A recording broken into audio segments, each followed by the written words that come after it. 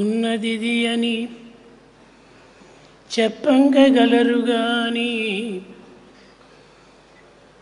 దేనిది అని చెప్పంగలేరు సుమ్మి. ఉన్నదొక్కటే దైవంబు ఎన్నటికిని లేనిదయ్యను లోకంబు కానరయ్య.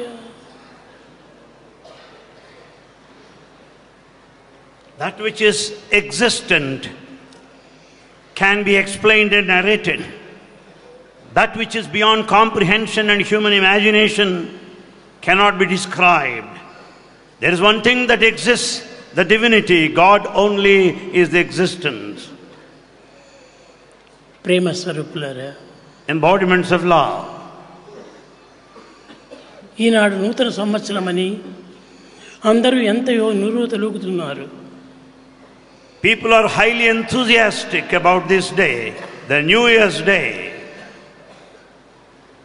కానీ అది కూడాను ఈనాడు గురువారం నాడే ప్రారంభమైనది.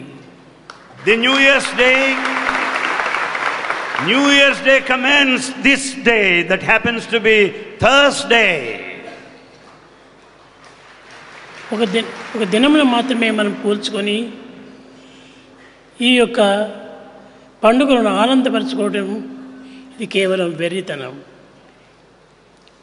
It is all our ignorance if we celebrate the festival basing on the days alone. నిజమైన భక్తులకు నిత్యము ఒక పండుగనే. For true devotees, every day is a matter of celebration. కనుక నిత్యము మనం ఇది నూతన సంవత్సరమని, నూతన దినమని, నూతన గంటలని, నూతన నిమిషములని మనం భావించుకొని ఆనందించడం ఎంతైనా ఆనందం. It is absolutely necessary to feel blissful at every moment, every hour, every day in our life. కనుక మనకు నిత్యము నూతన సంవత్సరమే. And hence every day happens to be a new day, a celebration. ప్రేమ స్వరూపులారా, embodiments of love. ఈ జగత్తునందు ఉన్నదంతైన కూడాను కేవలం అనిత్యమైనటువంటిది, అశాశ్వతమైనటువంటిది. All that exists in this world is ephemeral and transitory. మనము నిత్య జీవితాన్ని గురించి యోచిస్తున్నామే కానీ భవిష్యత్తును గురించి కానీ గడిచిపోయినటువంటి దానిని కానీ గురించి మనం విచారించటం లేదు. We just spend the present moment ignoring the past and the future. కానీ ఇది మానవుని యొక్క పెద్ద అజ్ఞానమే. This is the sign of ignorance. ఎప్పటికప్పుడే ఉండేటువంటిది అదే ప్రస్తుతమైనటువంటిది, అది ఏ సత్యమైనటువంటిది. What that happens right now, this moment, is the truth. Past is past. Past is past. అది మనం ఎంత ప్రార్థించినా తిరిగి మనకు రాదు. By repeated prayers, you cannot recover, bring back the past. Future కాలగర్భంలో కలిసిపోయినది. The future is uncertain, still in the womb of time. కానీ దానిని చూచుటకు సాధ్యం కాదు. It is impossible for anyone to visualize the future. కనుకనే ప్రజెంట్ ఇది ఏ నిజమైనటువంటి సత్యమైనటువంటిది, సత్యం. And hence the existence, the present, is the truth. ఈ సత్యాన్ని గుర్తించుకొనలేక పాస్ట్ను, ఫ్యూచర్ను యోచిస్తూ కూర్చున్నారు మానవులు. Man has forgotten the basic truth in the existence in the moment of time and has been wasting his time brooding over the past and thinking of the future. అన్నింటికి మనకు ప్రధానమైనటువంటిది సేవనే. Of all, most important thing is service. ఇట్టి సేవను మనం మరచి రాబోయేటువంటి యొక్క భవిష్యత్తు గురించి విచారిస్తూ గడిచిపోయినటువంటి దానిని గురించి వగస్తూ కాలాన్ని వ్యర్థం చేస్తున్నాము. We have forgotten our bounden duty of rendering service in the community. We go on worrying of the future and brood over the past. కనుక ప్రేమ స్వరూపులారా, embodiments of love, మనము నిరంతరం కూడాను సేవల కంటే మించినటువంటిది సాధన మరొకటి లేదు. We have to recognize There is no other spiritual practice which is more than that of service. శ్రవణం, కీర్తనం, విష్ణుస్మరణం, పాదసేవనం, వందనం, అర్చనం, స్నేహం, ఆత్మనివేదనం, ఇది అని మనం భావించుకొని ఇట్టి సేవలలో మనం మునిగిపోతున్నాము. We spend our time thinking of the 9 paths of devotion, like singing, listening, worship, salutation, surrender, and so on. కనుక మనకు నిత్య సత్యమైనటువంటిది సేవ యొక్క ఫలితమే ప్రధానమైనటువంటిది. The consequence and the results of our eternal service is most important to be kept in view. ఆది పురుషులు ఇట్టి సేవల చేతనే ధన్యులైపోయారు. In fact, that is the cause for our liberation and redemption right from the beginning. మనం నిరంతరం కూడా పరులకు సేవ చేస్తూ రావాలి. We have to offer incessant services to everybody. అందు నిమిత్తమే ఈ కాయమును భగవంతుడు అనుగ్రహించాడు. For that purpose this body is gifted. ఈ దేహము కేవలం తిని త్రాగి కాలమును వ్యర్థం చేసే నిమిత్తమే కాదు. The body is gifted not to merely spend time in food, raiment, shelter, drinking and eating alone. కనుక ఈ దేహమును పరులకు సహజీవులకు సాధన చేసే నిమిత్తమై అందించినాడనే సత్యాన్ని గుర్తించాలి. We have to recognize the basic fact that God has given us this body to serve the neighborhood, everybody in society. కనుకనే ప్రతి మానవుడు కూడా సేవలో పాల్గొనాలి. Hence everyone must participate in service. సేవ కంటే మించినటువంటి ఫలితం మరొకటి లేదు. There is no other thing that is greater than service. మహాపురుషులందరూ కూడాను సేవ ద్వారానే ధన్యులవుతూ వచ్చారు. All noble souls had their lives realized, redeemed, liberated through service only. కనుక సేవల్లో మీరు ప్రయత్నం చేయండి. Therefore participate, involve in service activity. భజన సాధనల కంటే కూడాను ఈ సేవలే చాలా ప్రధానమైనటువంటిది. Of all kinds of spiritual practices, this service is noblest and the highest. ప్రేమ స్వరూపులారా, Embodiments of love. సేవ అంటే ఏమనుకుంటున్నారు మీరు? What is that you think about service? ఏదో పరులకు కష్టాల సమయం లోపల తోడ్పడటము, వారికి సహాయం చేయటము, వారి సేవల్లో పాల్గొనటము, ఇది ఏ సేవలుగా భావిస్తున్నారు? You consider that the service meant to be of some support to the poor and the needy at the time of hour. కాదు కాదు. No. మన దేహం నిరంతరం కూడాను సేవలు యందే దీన్ని అంకితం గావించాలి. The body must be dedicated to service. మాడి లోపల అనేక అంగములు ఉంటున్నాయి. The body has got various limbs. ఈ అంగములన్నీ కూడాను సేవల నిమిత్తమే అందించినవి కానీ మరొక కర్మల నిమిత్తం కాదు. All the limbs of our body are meant to serve only. ఈ సేవలు మనం మర్చిపోతున్నాము. We have forgotten the spirit of service. దేహంలో ఉన్నటువంటి ప్రతి అంగం కూడాను కర్మోపాసన నిమిత్తమై అందించినటువంటిది. Every limb has to be involved, spent in the field of action. కర్మోపాసనే మానవులకు ముఖ్యమైనటువంటి ధన్యత గాయించినటువంటిది. It is only the field of action, karmopasana, that would redeem our lives.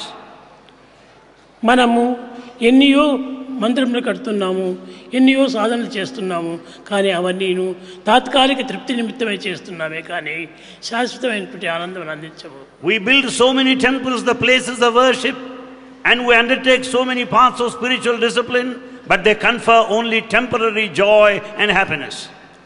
ప్రాచీన మహర్షులు ప్రయత్నపూర్వకంగా సాధనలు చేసుకొని దేహాన్ని సాధించినారు. The ancient rishis, the seers of wisdom, have undertaken spiritual practice in all seriousness and were liberated. కనుక సేవల కంటే మించినటువంటిది మరొకటి లేదని మీరు నిత్య సత్యాన్ని విశ్వసించాలి. You should have full faith in this eternal truth that nothing is more than that of service. ఎవరైనా బాధపడుతున్నటువంటి వారికి మనం సహాయం చేయాలి. If you find anyone suffering, be of some help to them. కేవలము ఆరోగ్యం నిమిత్తమే కాదు, అన్నింటినీ ఎందుకు మనం సహాయం చేయాలి. The suffering need not necessarily be on health grounds alone. మన ప్రాచీన సంస్కృతి పల్లెల్లో ఉంటున్నది కానీ పట్టణంలో లేదు. The ancient culture in fact is in villages and not in cities. Cities లోపల ఆ కల్చర్ను అన్ని విధాలా పాడు చేస్తుండాలి. It is the city that totally spoils the ancient culture. కనుక మనం పల్లెలకు వెళ్ళి వారి కష్టములు, దుఃఖములు, విచారములు విచారించి వాటిని నివారణ గావించుకునే నిమిత్తమై కొన్ని సేవలు చేయాలి. Therefore, we have to visit the rural areas, the villages, find out their problems and try to alleviate the suffering of the natives. టౌన్లో పోతే కేవలము మనకు సుఖమును ఆనందమును సౌఖ్యాన్ని ఆశించి వెళుతున్నాం. In fact, we move on to the towns and the cities expecting the comforts and conveniences and luxuries. ఈ విధమైనటువంటి యొక్క సుఖముల నిమిత్తమై కోరి మానవుడు తన దుఃఖాన్ని తెచ్చిపెట్టుకుంటున్నాడు. By running after these comforts and luxuries, man is actually running after the suffering thereby. నసుఖ లభ్యతే సుఖం. సుఖం నుంచి మనకు సుఖం రాదు, దుఃఖం నుంచి మనకు సుఖం లభిస్తుంది. You can never get happiness out of happiness. It is only the suffering that gets fructified ultimately in conferring happiness. అందు నిమిత్తమై ప్రాచీన మహర్షులందరూ కూడాను ఊరు గ్రామాలను వదిలిపెట్టి అరణ్యానికి చేరి ఏకాంతమైనటువంటి సేవ లోపల దైవాన్ని ఆరాధన చేస్తూ వచ్చారు. That's the reason why the ancient rishis are far from the madding crowd, away from the cities and towns, spend their lifetime in forests. కనుక సేవలు చేయండి. So serve. మన యొక్క చేతులు సేవల నిమిత్తమై వచ్చినది. ఎవరికైనా అబ్బా అతను నాకు మంచితనం చేశాడు అనే పేరుని తెచ్చుకుంటే అంతకంటే గొప్పతనం లేదు. There is nothing other than rendering service to a person who is in need of your service. That gives you good name and fame. కనుక మనము గుడ్ వర్క్ చేయాలి, కానీ మనం సహనమైనటువంటి యొక్క శాంతి జీవితాన్ని గడపాలి. We should do good work and lead a peaceful life. ఈనాడు భజన చేయడానికి వచ్చినటువంటి పిల్లలు సేవాదళం వారు. Those that have participated in bhajans, they belong to Sevadal, the service wing. కానీ ఈ సేవలన్నీ కూడా దైవానికి చేయాలి, దైవాన్ని ఆనంద పెట్టాలి అని మీరు ఏమాత్రమూ విశ్వసించకండి. Don't think that merely that you are serving only to satisfy God and to please Him alone. భగవంతునికి సేవల యందే ఆనందం కానీ, పూజల యందు కానీ, త్యాగముల యందు కానీ ఆనందం లేదు. In fact, God is very happy watching your services and not other forms of worship. కనుక సర్వీస్ మనం చేయండి. So we should serve. The best way to love God is to love all, serve all. The best way to God is to love all and serve all. ఈ రెండింటినీ మనం చక్కగా గుర్తించుకొని వర్తించితే ఇంతకంటే గొప్ప సాధన మరొకటి లేదు. If we recognize these twin principles, there is no other greater spiritual path other than A this. నయా పైసా కూడా మనం ఖర్చు చేయనక్కర్లేదు. You don't need to spend money for this. సేవలకై ఎన్నో లక్షలు మనం ఖర్చు పెడుతున్నాం. We are spending lakhs of money for service activity. దానివల్ల ఏమి మనకు లభిస్తుండాలి? What is the result of all this? ఏమీ లభించటం లేదు. Nothing you get.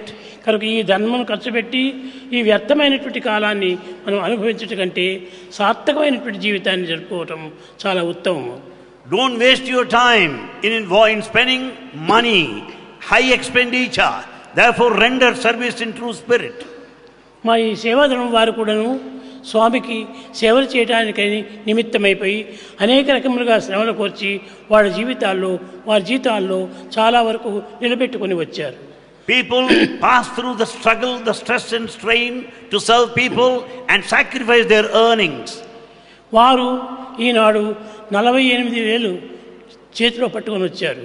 They brought today an amount of 48,000 rupees. ఇది ఎవరికి?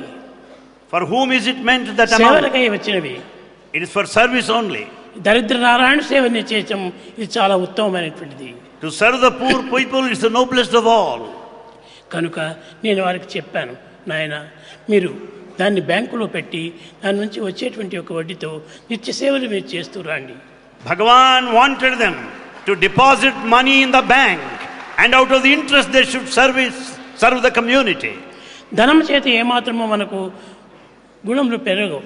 In fact, virtues cannot be developed purely out of money. త్యాగేనైకి అమృతత్వ మానసు, త్యాగమునందే మనకు యోగం ఉంటుండాలి. It is only the tyaga, the sacrifice, which is yoga, the spiritual. కానీ భోగాన్ని అనుభవించాలని ప్రయత్నం చేస్తున్నారు. Because we are after this bhoga, the affluence. కనుక మన భోగం చేత రోగమే వస్తుంది, కానీ త్యాగం రాదు. It is the bhoga, the plenty and prosperity, that will put us to roga, the suffering. కనుక మీరు త్యాగం చేతనే యోగాన్ని సంపాదించండి. It is out of tyaga, the sacrifice, you develop the spirit of yoga, the spiritual path. అప్పుడు ఆ వ్యక్తి ఎన్ని దినముల గురించో మీకు నిమిత్తమై కాచుకొని ఉన్న ఆనందాన్ని మీకు అందిస్తాడు. Naturally, you will be able to make that person happy, the recipient of your service.